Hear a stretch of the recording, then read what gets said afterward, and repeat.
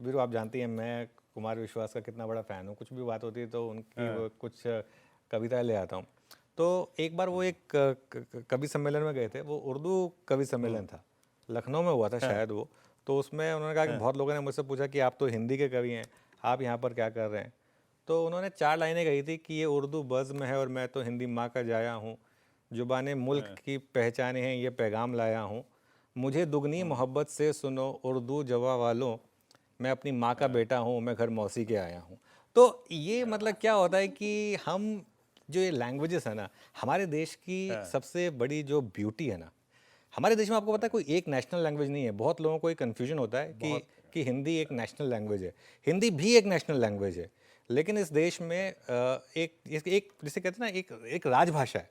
इसके अलावा इस देश में तमिल भी है, तेलुगु भी है, कन्नड़ भी है, सारी लैंग्वेजेस जो हैं। और मैं तो ये कहता हूँ कि सब लैंग्वेजेस का सम्मान करना चाहिए।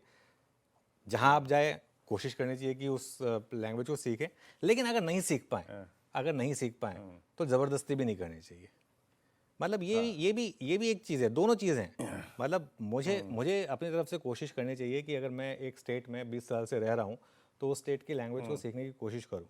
लेकिन अगर किसी कारण से मैं वो ना कर पाया और मैं तो ठीक है, एज लॉन्ग एज मैं किसी अपने ही देश की भाषा में कम्युनिकेट कर रहा हूँ, दैट इज़ फाइन।